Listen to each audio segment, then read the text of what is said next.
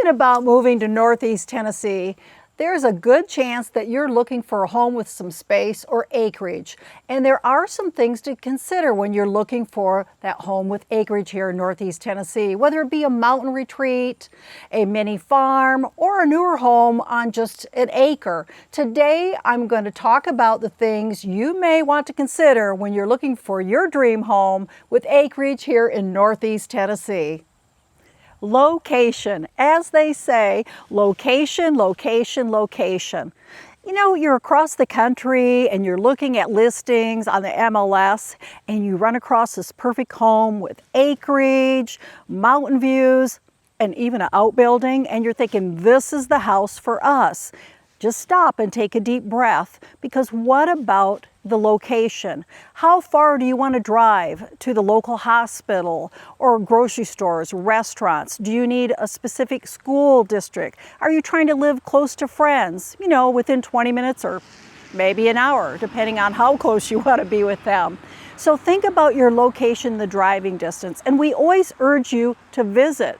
We'd be happy to meet with you and go over the area on our big screen TV and the maps and get you pointed in the right direction. Because once you explore the area, you know for sure or not if Northeast Tennessee is for you, and if there's specific towns that are calling your name. Another thing relating to location is, where is the home on the actual parcel or on the acreage?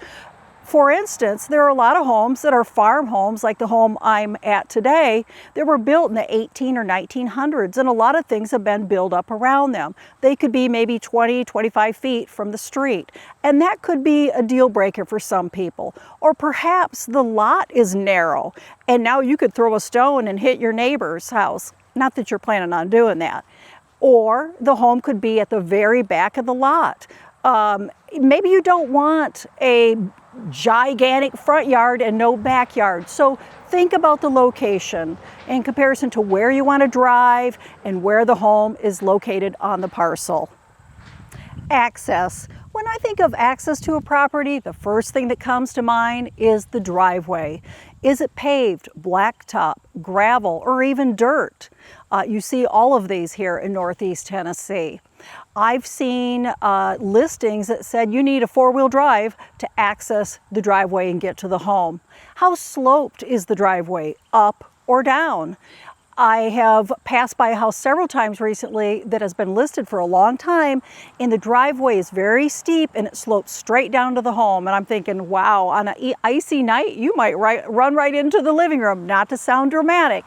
Or if you have a really big slope up, that can be hard to travel up and down. Also, is there an area to turn around at the top?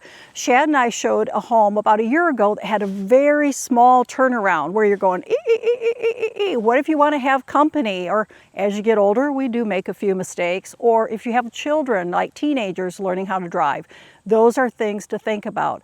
I owned a home out by the lake with a beautiful view, and it had such a steep driveway that you couldn't even see people at the end of the driveway. When we renovated our kitchen, Lowe's came with the cabinets. They couldn't get up the driveway with a delivery truck, and they had to come up with a lift. So these are things to think about with your driveway.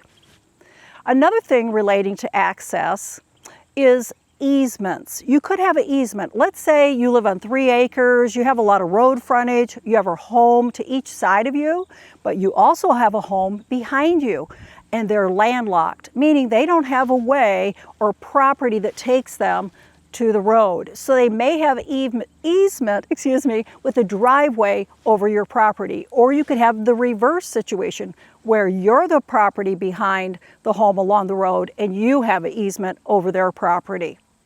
And one more thing to think about, shared driveways. We do have some shared driveways, and I'm showing you one right now on the screen. This is 3 homes that are sharing one driveway. Now, what would be the con of that? You would be sharing the maintenance on this driveway. Well, maybe you're really keen on taking care of the driveway, but your neighbors aren't. And sometimes, depending on how the driveway is situated, you may lose some of your privacy. And you could see homes sharing a driveway, 2 homes, 6 homes, all different types of combinations.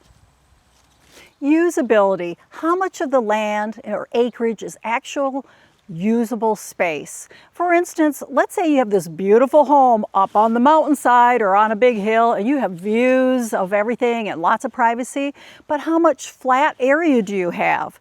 Maybe you want to bring your RV up and park it somewhere, or you want to add a pool, or a lot of people want to add an outbuilding. So think about if you have some usable area. Another thing is how much of the acreage is wooded or open area. A lot of buyers want 50-50, 50% wooded, 50% open. And you could look at a property that's too wooded because you want garden, you want animals, or whatever. You might just want open rolling hills. And some of you may want more wooded acreage because you want to hunt or have trails or something like that. Another thing relating to usability, flood zones. Now, we don't have flood zones everywhere, but we do need to pay attention to flood zones. Is there a flood zone area? Maybe just a little corner, or maybe it's the whole backyard, or it's the whole acreage. So flood zones are something we would like to pay attention to, especially along streams, rivers, or low-lying areas. Restrictions. Now, many of you are moving from places like California or New York where you have a lot of restrictions and you want to get away from them, and I understand that, but we do still have a few restrictions and rules here in Northeast Tennessee. So one thing we'd want to pay attention to are deed restrictions, and deed restrictions run with the land. Now, most often these are the kind of deed restrictions you see. No single wides, no manufactured homes, no poultry farms or chicken farms, no junkyards, things like that. So you do want to pay attention to deed restrictions. Also, you could see some homeowner associations even out in the country. Not a lot of them, but you might see a smaller neighborhood where the neighbors have an acre or two each. And the kind of restrictions you would most likely see in these neighborhoods would be maybe you can't park a boat or an RV there, or you can't add outbuilding, or you need a certain type of fencing. So those are the type of restrictions most often that you may run across. But there are plenty of areas that don't have a lot of restrictions either. Just remember, your neighbors don't have restrictions either. So it could be good or it could be bad. Surroundings. So what surrounds your property? Your property is beautiful, you have the perfect acreage, it's all rainbows and butterflies.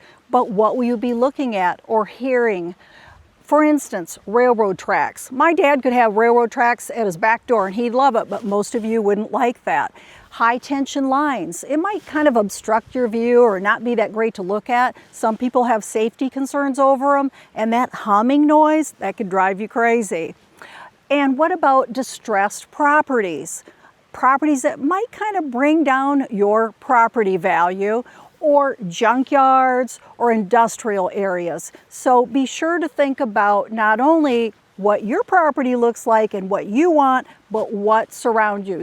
Oh, and one more thing, what about a freeway or a highway and all that traffic noise?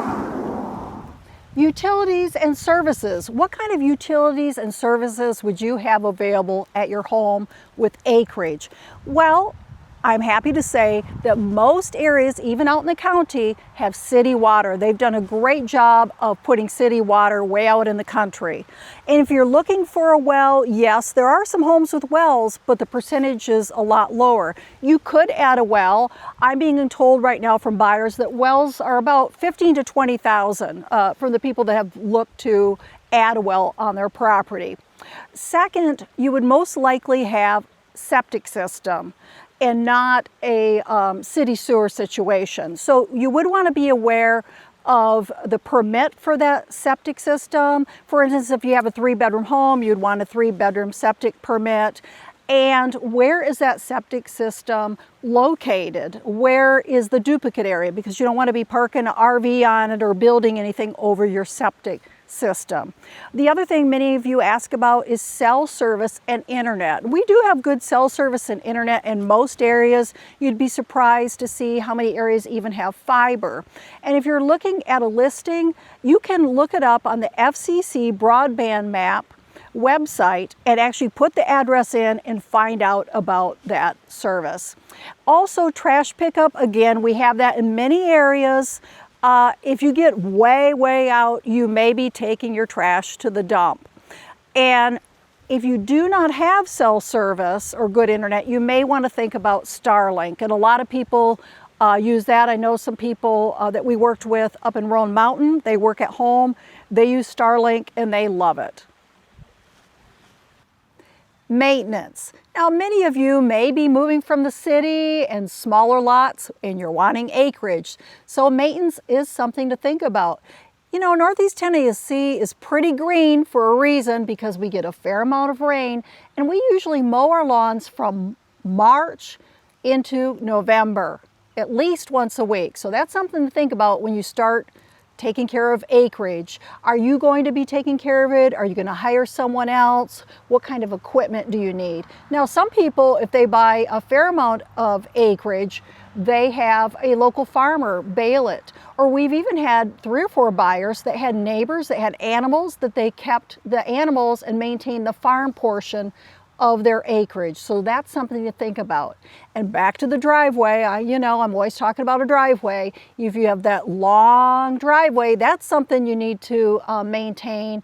And especially if you have gravel or a dirt driveway, that can wash away. So maintenance is certainly something to consider.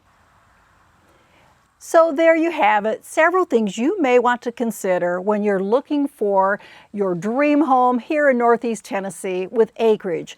And sure, there are some things to consider, but please don't let that frustrate you or discourage you. With the right planning and timing, you'll find your perfect home. And the lifestyle that you have in the countryside and the freedom it offers you will be well worth all the work. I'm Stephanie here with the Freck Group at Greater Impact Realty. Our team specializes in helping people like you that are moving across the country or even across the state. And I'm sure you have questions, so feel free to give us a call, text, or email. A member of our team would be happy to help you. If you'd like to learn more about living in Northeast Tennessee, subscribe and follow our channel, Living in Johnson City, Tennessee. And remember, it is never too soon to start planning your move. I hope to see you here real soon.